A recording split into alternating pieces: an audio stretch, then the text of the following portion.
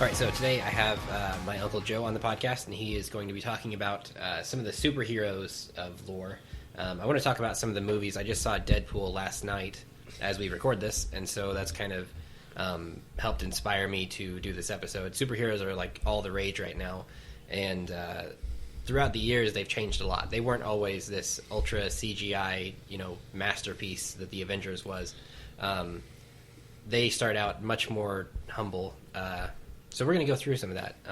Joe, thank you for being on the podcast. Oh, I'm glad to be here, and I may not have all the answers, but if not, we can make some stuff up. But definitely look it up. Do your own research on some of this stuff because it's fascinating where the origins are through today. So right. So let's start with we know that Captain Marvel was the first ever comic book hero movie, I guess. Right. There were other things before that, though, right? You were telling me before we started recording about Penny Dreadful and some of those. Can you briefly go over that and explain what all that was exactly? Absolutely. If you want to start with anything comic book related, whether it's a movie, the electronic comic books, whatever you want to look at, they have to start back in the beginning. One of the very first comic books was Penny Dreadful, not like what you see on the Sci-Fi Channel or any of these other things. This was a person that started out bad and it was a villain, and then something happened throughout that storyline, and I'm going to let you guys look that up and find the origins to these stories, but they turned around and became good and fought for the justice and weren't just going out and randomly killing people for the sake of bringing in bucks for Hollywood. There were stories and there were meanings behind the comic books, and then one of the very first comic books out there were of Latino origin, and that was Zorro. And he didn't have any more superpowers than you or I walking across the street. I mean, he had intelligence and could use a bullwhip, and he used his just basically his common sense to get himself in and out of trouble. So these were the early forms, and then eventually they started making the TV shows and the movies. Like I mentioned before, the Adventures of Captain Marvel was, I think it was a multi-part movie. It was a serial. It was back in the day before we had even the television of back in the 80s and 70s and 60s.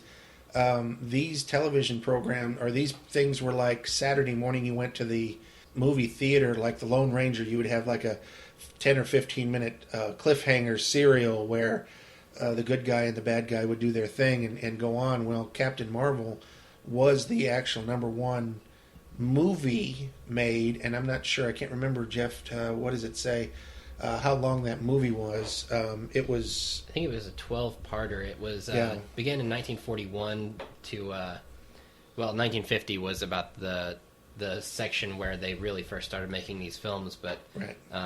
Then after that was a 15-chapter Batman serial in 1943, which was the first ever appearance of the Caped Crusader, and he was played by Lewis Wilson, and he actually had a sidekick Robin, who was played by Douglas Croft. And they introduced the Batcave there, Wayne Manor, Alfred the Butler, all that stuff. So that's where it really started. A lot of people would think of the what was that? The TV show that's so corny now. It was in the 1960s, I think. Adam West. He had Adam West's original Batman television series, right? But I'm going to go back just a smidge and talk to you about the Batman serial there. Please go on, search the original Batman. It is nothing like the first Michael Keaton movie, which was one of the best things that he put out as far as superhero movies go. But it was a desk, a very ornate desk sitting in a cave, and he sat there and he had what then would have been a really, really early version of a Rolodex when he tried to look up different things. And even the telephone system back then, he didn't have all the gadgetry. I mean, he had a rope and he had some different things here and there. And for all you Robin fans, I'm not going to forget you guys, take a look at Robin's costume and his hair. I'll tell you right now, I would have probably turned in my tights if I had looked like that. That was just hilarious. But again, the progression, just look at the different things. The original Batman costume itself has if you ever get up close to it, just like the Superman costume with George Reeves, and sometimes it was actually just taped. The Superman and Batman insignia was taped onto the costume. Wow. So it could be moved and shaped wherever the actor was sitting or standing at the time, so it would be a better angle.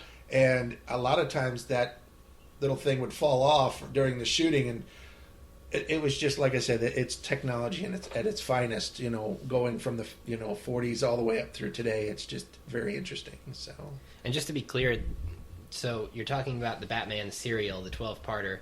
Was there a comic book before this, or did that inspire the comic books later on? So the progression usually goes story, comic book, serial, then the full-blown movie. What we consider a full-blown movie today, because back then a full-blown movie could have been broke up into 15, 20 parts.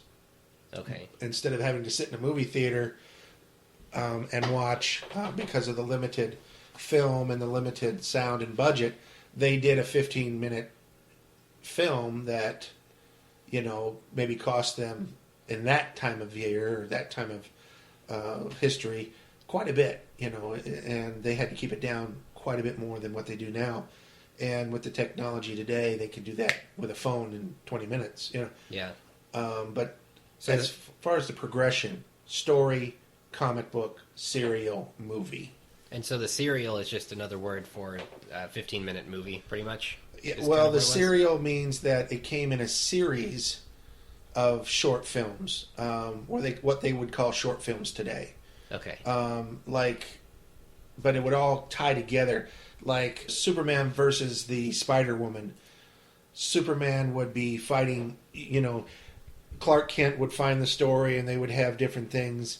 On the radio shows, they would have tune in next time for their, action adventure and so on. And from there, they would go on to, 3 episodes later, tune in for the final and thrilling conclusion.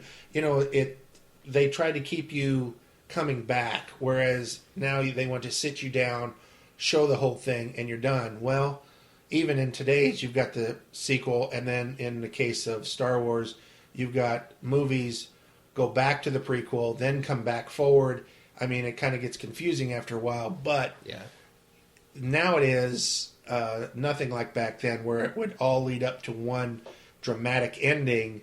You would have sequels after that, what happened next, or what could have happened, or so on. But in the day, it was all leading up 4 or 5 to 15 or 20 small bits leading up to the grand finale. Okay. All right. And then so I guess the only right way to do this is mention Superman next, because that was the really big movie that came out in 1978, was the very first Superman.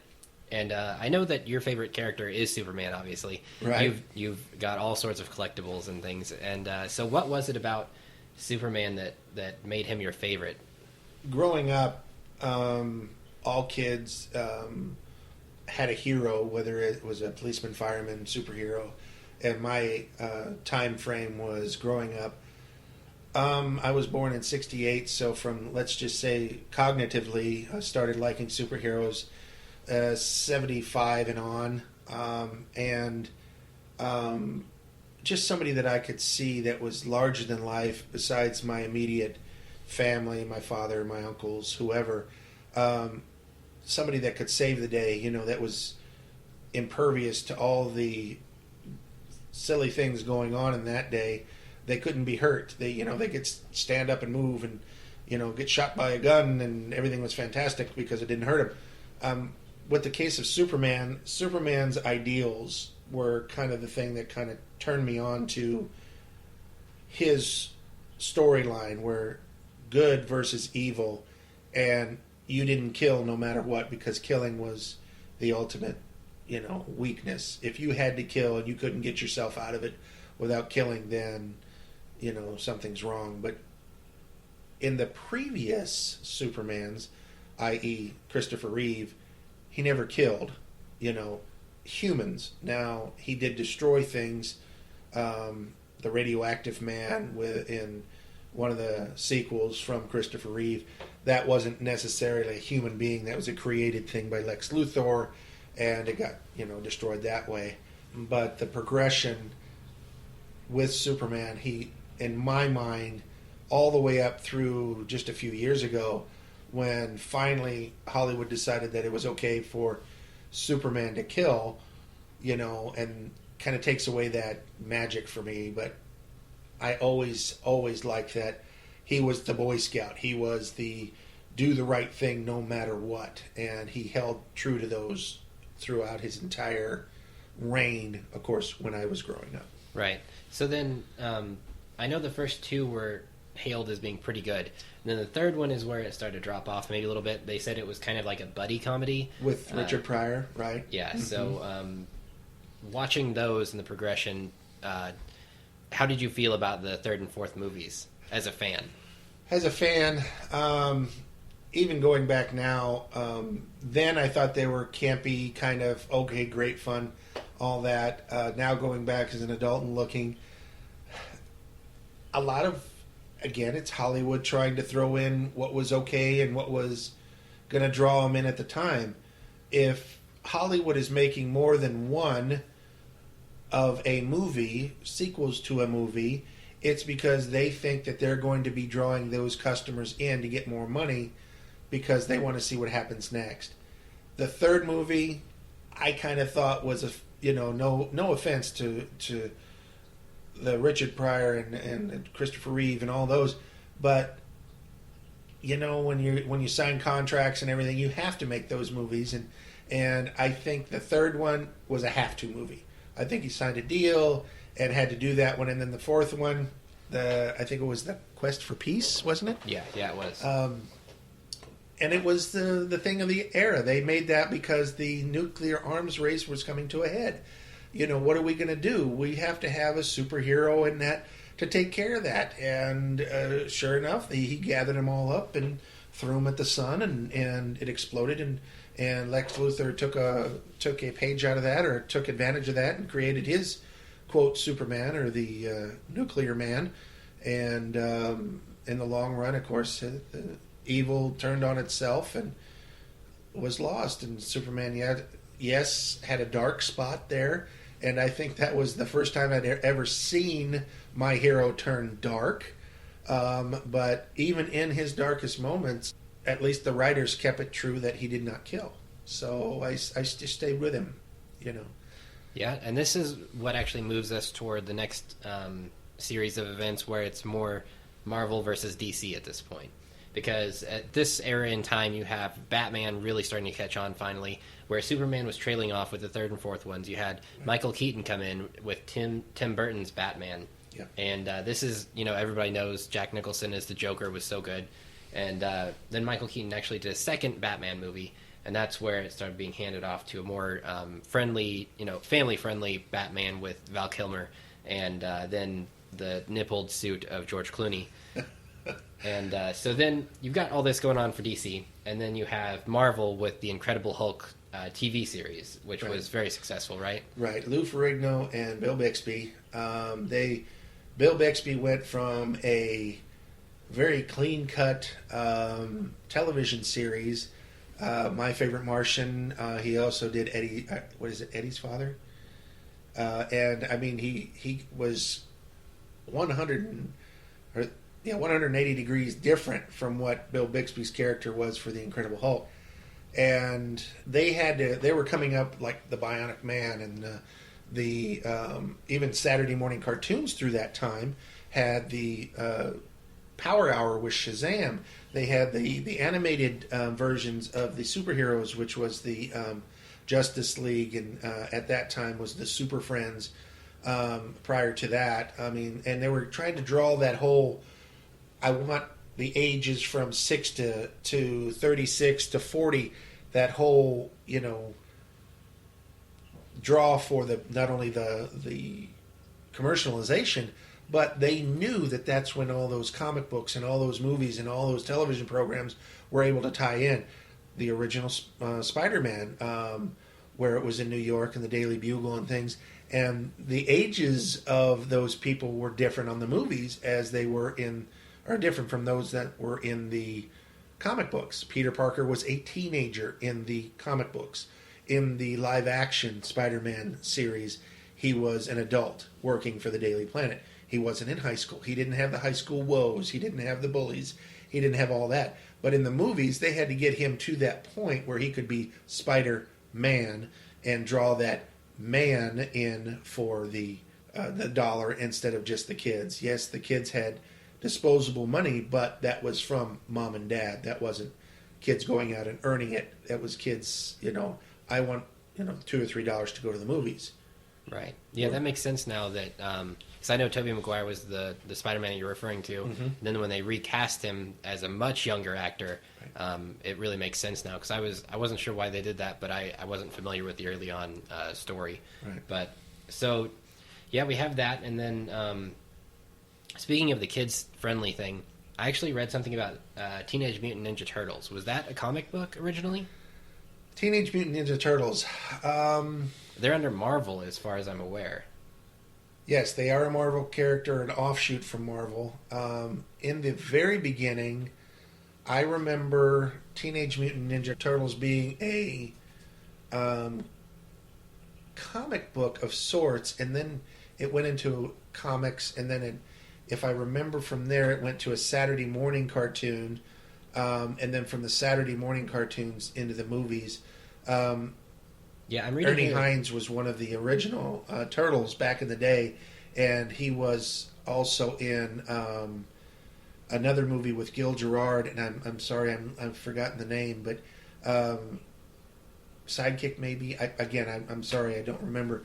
But the Teenage Mutant Ninja Turtles, yes, they I believe they did start as a comic book, yes. It says the 1990 adaptation of the Teenage Mutant Ninja Turtles was based on Kevin Eastman and Peter Laird's parody series for Mirage Studios. And that was a surprising hit, and even some other off-brand titles, such as The Mask, which helped propel Jim Carrey to stardom. Absolutely. And then The Crow, even.